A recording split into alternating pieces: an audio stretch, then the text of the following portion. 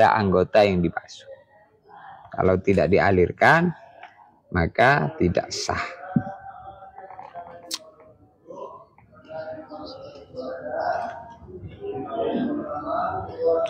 Wa min samma lam yajuz al-ghuslu bisaljih. Maka dari itu tidak boleh, tidak cukup membasuh itu dengan air es. Karena air es itu keras. Kamu wudhu, itu bukan membasuh karena tidak mengalir. Itu air es nih, batu es ini.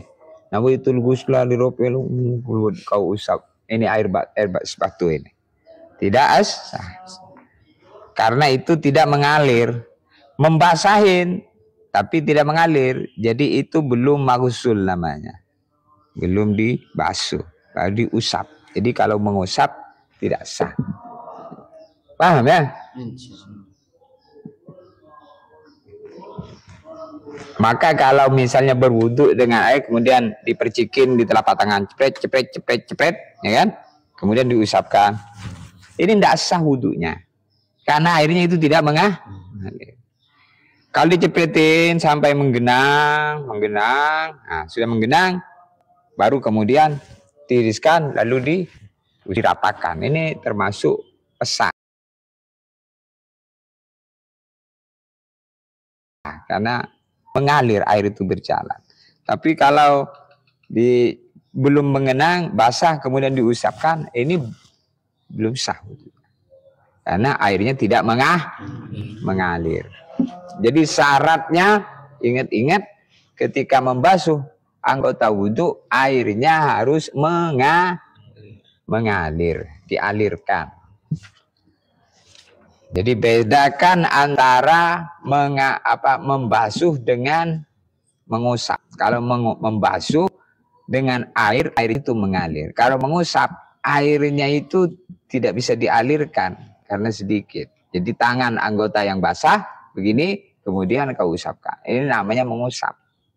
Kau mengalir, air yang menggenang di telapak tangan, kamu kemudian taruh di wajah, lalu dialirkan, diratakan. Maka tangan ini meratakan. Meratakan basuhan. Paham? Wasalisuha alla yakuna 'alal 'udwi mutaghayyirun lil ma' taghayyuran dharran kaza'farana wa sandalin. Khilafan li jam'i.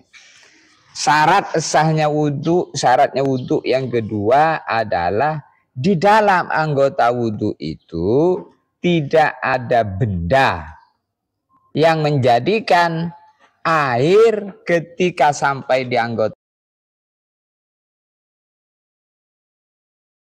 itu airnya menjadi berubah.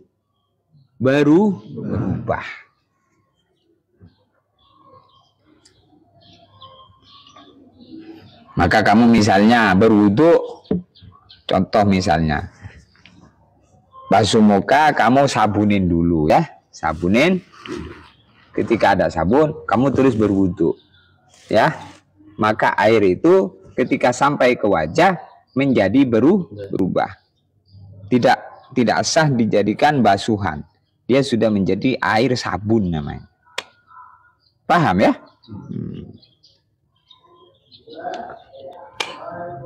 Begitu juga ketika mandi, sebagaimana disampaikan kemarin. Kalau kamu mandi, basuhan-basuhan itu ketika kamu niat untuk menjadikan basuhan yang merata ke seluruh tubuh, itu di badan, bukan basuhan di mana badannya ada sabun, ada sampo, di kepala ada sampo.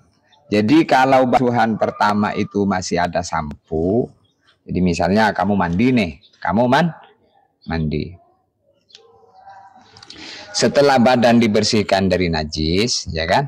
Setelah badan dibersihkan dari najis, maka kamu ratakan air dengan kondisi badan tidak ada sabun, tidak ada sampo. Ratakan air dengan niat. Sudah, suci sudah.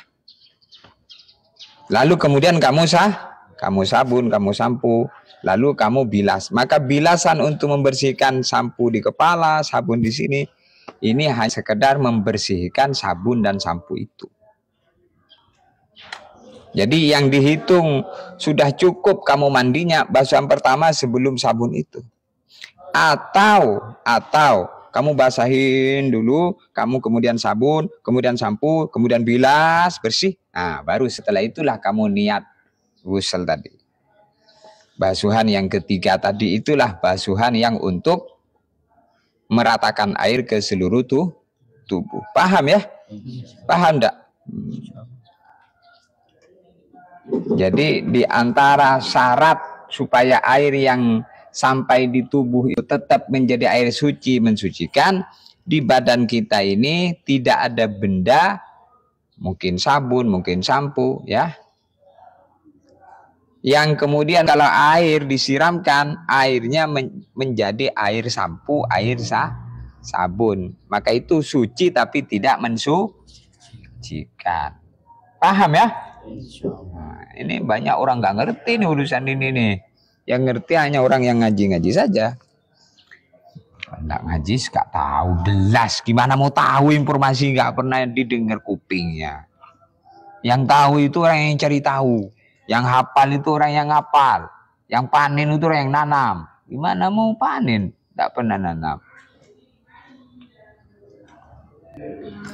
Yang makan tuh, yang kenyang tuh yang makan. Kalau ada orang tidak makan kemudian kenyang, pura-pura kenyang.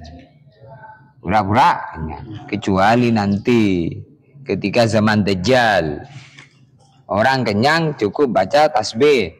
Subhanallah, alhamdulillah, kenyang. Orang iman tuh makanannya tasbih. Tapi kalau ikut Dajjal,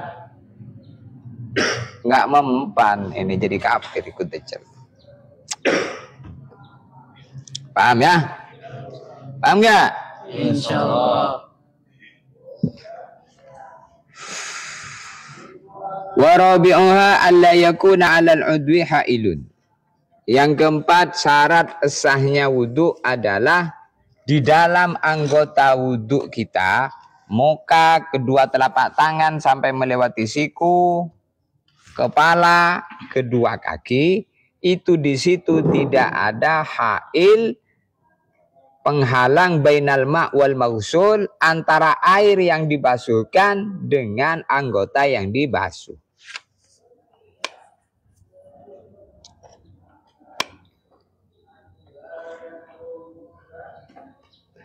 Kanurotin seperti apa? Nuro, gamping apa?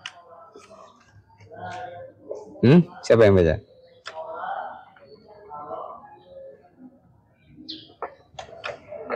Yang baca siapa? Ayo baca. Kamu mau dibacakan malah nggak tahu siapa. Baca. Ayo baca. Diam bang.